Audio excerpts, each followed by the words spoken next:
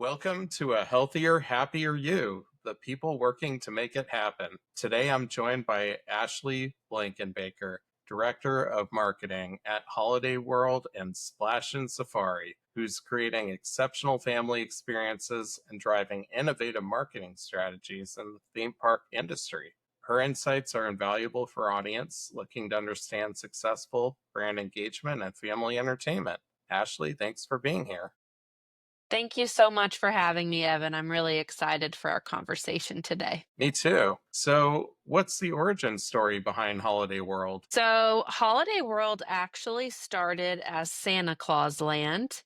Back in August 3rd, 1946, is when we opened our doors. We're located in a town called Santa Claus in Indiana. And Lewis J. Cook was traveling through the town and he thought, this is a very interesting place to not have somewhere where children can go and meet Santa Claus. So that is exactly what he did. He started America's first theme park, which was Santa Claus Land. Now we are actually on our fourth generation of family owners. So the park obviously evolved from Santa Claus Land to what is now known today as Holiday World and Splashin Safari. Yeah, it's such a great concept, and to stumble upon Santa Claus as a town and come up with that's fantastic. Yeah, he was definitely an innovator. Yeah. What makes your approach to family entertainment unique in the theme park industry? Yeah, so I think we have done some really out of the box things. One major one being that we offer our guests free unlimited soft drinks. And for the people obviously focusing on health and wellness, that obviously includes water and Gatorade, things like that as well. So any of the drinks that we offer at the park are free and unlimited. And we started that in 2000, so we're actually celebrating 25 years of that this year. When our president of the park at the time, Will Cook, came up with the idea, other parks were, what are you thinking? This is a huge moneymaker. It's a value for our guests. In addition to that, we offer free parking and free sunscreen. So that's a big part of our brand and our message. So, what's the core experience you're creating for families who visit? So I think we do things pretty differently than other amusement parks, and it's really intentional. So for us, we want this to be a day with no conflict. We want the family to come. We want them to disconnect. We want them to create really memorable. We want them to create core memories at Holiday World. So we don't have an app. We purposely don't want our guests to have to rely on their phone to get through the day. It's actually funny, during 2020, we were lucky and we were able to open that year in June. And when we did, we rolled out a service to our guests called Inline, where they could basically check into the line for a ride on their phone, and then they wouldn't have to wait. So what we were trying to do is to not have to deal with social distancing and just let everybody kind of mingle out in the park. And our guests did not like that. They did not like having to have their phones on them, having to keep them charged. We thought we were creating this great thing, and they let us know, no, we do not want that. So we purposely don't have an app. We really, want people to disconnect and create those memories. In addition to that, we don't spill everybody out into a gift shop. So when you exit our rides, you don't come out into a gift shop. We're not nickel and diming you throughout the day. We're not creating all those places where parents have to have conflict with their kids if they want to tell them no. And so we really purposely designed the park in that way. And the free unlimited soft drinks truly are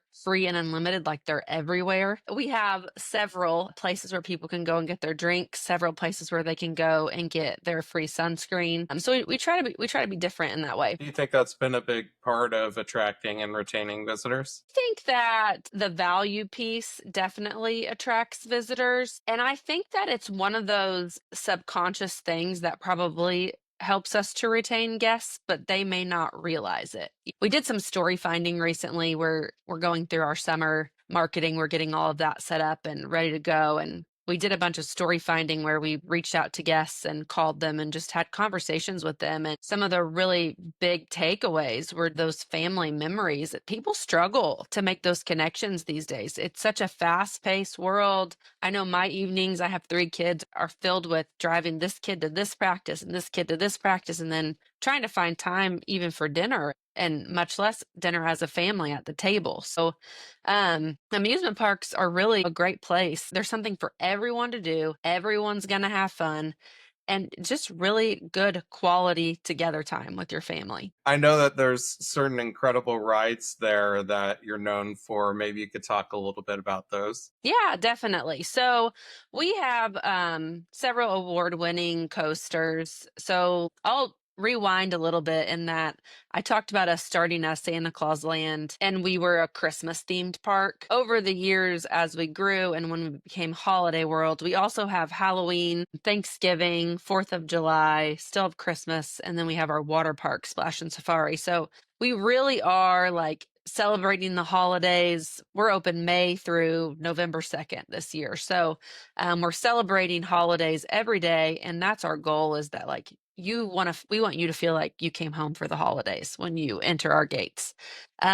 So we added a new ride last year called Good Gravy. And I didn't think I could talk about that ride without rewinding a little bit, because it's a total Thanksgiving themed ride, which wouldn't make a lot of sense otherwise. But you actually go through a giant cranberry can and you fly by a whisk and a rolling pin and a chicken timer, all while you're riding in a huge gravy boat. So it is a family coaster, and it is designed for around 3 years old. It's a 38-inch height limit, so around 3 years old, but any age can ride this. So we're seeing a lot of grandparents ride this with their kids. So it's like this multi-generational experience, which is really cool. So it just won Best New Attraction. And so that was a huge honor. So we're really excited about that. But we also have wooden roller coasters, the Voyage, the Raven, and the Legend. They've all taken turns winning different awards. So the coaster enthusiasts really love the wooden coasters. And that's kind of how we,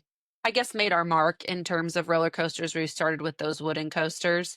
And then this year we have a lot of anniversaries. So the Raven is 30 years old this year. The Legend is 25 years old. And then Thunderbird, which is the B&M launched wing coaster, it is 10 years old this year. So that was our first like really big steel coaster that we put in 2015. Water coasters, I can talk about those too. So we have a Guinness World Record for the world's longest water coaster, and that's the Mammoth. And then we also have Wildebeest, and those two kind of take turns with Golden Ticket Awards being the number one, number two. I think right now, I think it might be Mammoth. They literally like go back and forth year to year, so keeping up with it can be difficult, but they are so fun. And then in 2020, we put in Cheetah Chase, which is another water coaster. So we have 3 big water coasters. Cheetah Chase is got a racing component to it because there's 2 lanes, so 2 families can race each other, which is really fun. It was challenging putting in a big ride like that in 2020, so we had to get really creative and find ways to we couldn't call it new in 2021, but we still needed to create that excitement around it in 2021 because most people didn't get to experience it in 2020 with COVID. That was a fun marketing challenge too. Yeah, I can only imagine. How did you market it in 2021 to make it feel fresh? Yeah, I mean, we were lucky in that like, most people they hadn't experienced it. Obviously, we did open in 2020, but obviously our attendance wasn't what it normally was. So we couldn't use the word new, but we just continued to use it in the forefront of everything we did. All of our billboards and our commercials, and um, people were really eager to get out and about too. So for us being where we're located, 2021 was ended up being a really good year, really strong year for us. That's great. So, what's been your biggest challenge in growing park attendance this year? So we haven't opened yet for 20 full open in May, but last year was actually a really, really good year for us. And I think that's because of Good Gravy. So putting in the new coaster, we just got really lucky on our planning. So we're planning expansion 5 to 10 years down the road. So the timing of Good Gravy just really, in hindsight, worked out really well for us. It was also just a piece that was missing for us. So we're family owned, but we're also extremely family friendly. So everything that we do in our park is tailored toward the family. like elementary age kids. So this was kind of a hole, you could say, in our attractions that we needed to fill. So it's just a really great in between coaster for younger kids. We have the Howler. Our mascot is Holodog. So it's his coaster. And so it's for tiny kids, I think 36 inches. It's the height limit. So, like, my 2-year-old this year will be able to ride that. So, this was a good in between coaster for people. Maybe they're not ready to ride the wooden coasters or not quite tall enough for Thunderbird, but it also just a family coaster. Not everybody wants to ride a wooden coaster. They're a little rougher, or they're not like quite wanting the thrill that Thunderbird brings. And the theming of the ride is also super fun. We had a ton of fun with it. It's all themed around this family that we call the Vance Noodles, and it's their award-winning gravy recipe. And so you ran out of gravy and you are helping Grandma Gracie save Thanksgiving by making more gravy. So pretty fun. Yeah, I love that story aspect. That's really fun. Yes. So it sounds like the missing piece was really connecting back to the family aspect of the brand and providing that value for families. Absolutely. Yeah, that's great. What would you say makes it difficult to stand out in the competitive theme park market? That's a good question. I think for us, there are so many things that are really positive about the experience that you have at the park that I can't necessarily say. Like us at Holiday World, we can't say, "Oh, you're going to come and we're going to be so clean and we're going to be so friendly," because like the moment we're not clean and we're not friendly, it's like, "Oh no." But that is what people talk about. So we do post-visit surveys for everyone who comes to our park. Of course, we're reading like our reviews on Google, TripAdvisor, and everything else. And the thing that people talk about is, oh, they're so clean and oh, they're so friendly. Because how many times have you gone to a restaurant or, entertainment facility and you, for instance, use the restroom and it's super dirty and you're just like, I'm done with this place. So, like, that can totally ruin a visit, but it also weirdly can make a visit, which is a funny thing to think about. But so we had the cleanest park in the world award for 19 years. It's an award they don't give out anymore. It doesn't exist anymore, but that was something we could talk about. And now the award isn't really there. So we struggle, I think, to be able to talk about that. So we've been going back to some marketing tactics that we haven't really used in a while, which has been radio endorsements. We've been using influencers. So we've been working with influencers and just radio endorsements to be able to have people talk about their experience, their authentic, genuine experience, because it's really hard. We can do testimonials and we can have like guest bloggers and do all these things, but like it's really hard for us to say that and us to put it out there. It really has to come from the person and be that authentic experience. So that's been really fun with influencers, having that opportunity, I would say, now with marketing. And then also just kind of going back to the basics, right? The things that we did when we started. Yeah, absolutely. What are your main attendance and revenue targets for 2025? So, this coming year, we don't have like a brand new ride. So we're still talking about Good Gravy, of course, and then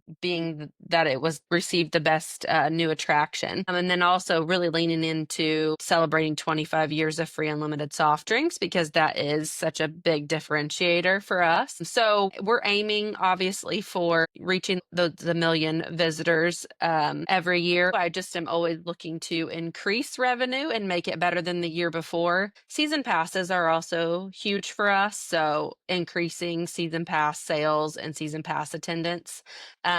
That retention, that return guest is super, super important. So we look at Net Promoter Score a ton. That's very important to us. And just watching what our people are saying and how we can change and adjust and make things better for the guest experience moving forward. Absolutely. Which areas of the park experience are you most focused on enhancing? I mean, the rides I would say are always on our list. We're always planning out far for how we're going to expand the park. We own several acres, so we are literally located in the middle of cornfields. So when you get off the exit, you're driving and it's like cornfield, cornfield, oh, huge roller coaster. And that's exactly how it is. It's pretty wild. So we have a lot of room to expand around our park. So we obviously have plans for different attractions and where those will fit. And so we're on our fourth generation of family owners, and they are really focused on storytelling. So just looking for those more immersive and interactive experiences. And I think that's where amusement parks in general are going, right? They want you to feel like you've entered this new world when you walk through the gates, or you walk through. You don't want to feel like you're waiting, right? While you're in line, you want to have things to do and things to see, and you really want to immerse yourself fully. So I think that that's a big part of it too. And the unique experiences. So having these unique experiences for each guest and each guest type, and kind of figuring out what different people are looking for and how to check all those boxes. Yeah, absolutely. That's always a great part of the experience. So that's exciting. Some developments coming. How are you thinking about expanding your visitor demographic? We have always focused on moms. So looking back at like our guest purchase information, it was always the mom making the purchase or doing the trip planning. And we've done a lot of market research lately and did some focus groups, so both qualitative and quantitative research, and we are just finding that in general, moms are really busy. They are really busy in like maintaining the household, and they're getting harder and harder to reach, especially with advertising. So we are trying to focus on dads a little more. So we're starting to do more with like talk radio and sports advertising, focus on like podcasts, and just knowing that like, yeah, maybe mom is the one physically getting on the phone and making the order, but she's heavily influenced, if not completely influenced, by dad. So we're really trying to change the way we look at our advertising in that regard. And then we focus on, I would say, DMA. So like when we're doing advertising, we cast about a 3-hour drive time net. So we're about 3 hours from St. Louis, 2.5 from Nashville, 3 hours from Indianapolis. So those are just like some of the big markets. But most of the families live in the suburbs. So also trying to figure out, how do we get to those people? They're not driving by billboards maybe every day. So they're more rural. So we have to get creative and target them with more like digital advertising and things, because we can't do it necessarily with traditional ways. And then of course there's the whole cord cutting aspect, and do you still watch traditional TV, and or are you streaming, and how many different ways are you streaming? There are so many different ways. And being a family owned park and not being corporate, we have a very set budget. So we have to be really strategic. It gets very expensive really fast to run OTT and all these different platforms. So we have done a lot of research in the last year, just figuring out what families, what they're watching. So of course, like Disney Plus is a big one, and Netflix. And so just being really strategic about, and then about what shows we're placing with. And I could talk about it all day, probably. So, how are you currently acquiring most of your new visitors? That's a great question. I would say the majority of our new visitors come through Meta, so Facebook and Instagram. It is extremely powerful for us. It has been a really great tool. And with lookalike audience and stuff opening back up, I'm excited for that. This year, we've been pretty limited on that. So I'm excited to see what new guests that might pull in. We have about 75-25, so like 75 returning and 25 new. So we have a lot of returning guests. But obviously getting new guests is really important. We do a lot of lead generation, just different offers for new guests too, through like our email marketing and SMS, so text messages. Yeah, we've got a little bit of everything going on out there. Yeah, definitely. And how big of a geographic area do you try to cover with your marketing? So yeah, we're looking at a 3-hour drive time. We aren't near any major airports. Evansville, which is about an hour, and Owensboro, which is about 40 minutes, both have airports, but our closest like major airports are Louisville and Nashville. So still an hour or 2.5 hour drive, depending on. So we're not really focusing on people that would fly in, and we're more of a drivable destination. About a 3-hour radius is where we see most people coming from. Makes a lot of sense. So, looking at bigger picture, what trends are you seeing in family entertainment that excite you? Yeah, I think that honestly, all of it excites me. In terms of trends, I think it just goes back to some of the same stuff that I've been saying. Like, people are really looking for that experience. They want to experience something different where they can like disconnect from their day to day, where they don't have to make so many decisions and they can just kind of relax. And so I guess I'm just really happy and excited to be a part of something like that that provides that to families. Yeah, definitely. Changes do you think will impact the theme park industry most in the next 12 to 18 months? I know that obviously the economy plays a big part. So there's been some consumer sentiment concerns that are floating out there. Obviously, the economy can play a part. Sometimes in the past for us, it's actually worked in our favor because we're a drivable destination. People aren't taking those big family trips where they have to buy a plane ticket. They're cutting back a little bit, so they want to drive somewhere and take a family trip. So historically, poor economy has been good for us, but you never know. That could always change, so it's obviously a concern. I think people are really looking at their consumption right now, really watching their expenses. So hopefully that plays out into our favor being a more rural destination, but you don't know until you've gone through it. So we'll see. Yeah, definitely. So, what's going to be crucial to get right in the next year? Any year that we don't have a big new ride to talk about is always really challenging. So I would say that the guest experience is always the hardest part, just because we won't necessarily get a lot of new guests this year, like maybe not as many as a year where it's like, oh, hey, I saw this great new ride and I need to check it out. So we might not have as many new guests this year. It might be more returning guests, maybe people who didn't come last year, so they want to come this year to ride Good Gravy. We might get some of that, but a lot of it is just going to be making sure they have a really great experience when they're at the park. So either they come back again this year or come back in future years, or I think the biggest tool for amusement parks is word of mouth. Even if they don't come back, they're talking about us and they're telling their friends and family or posting online, or however they go about that, but that they're making really positive remarks about us. Yeah, for sure. So, if we were to have this conversation again in 12 months, which I hope we do, what would make you feel it's been a successful year? I mean, for me, it's definitely about the numbers first. So I would hope that attendance is up and revenue is up from 2024. But again, like going back to that net promoter score, that's really important to us too. So that people are recommending our park to their friends and family and they had a really good experience. But I think the most rewarding part about what we do is just being able to see or hear or read about people's and families' experiences that they have in the park and those, memorable moments that they create.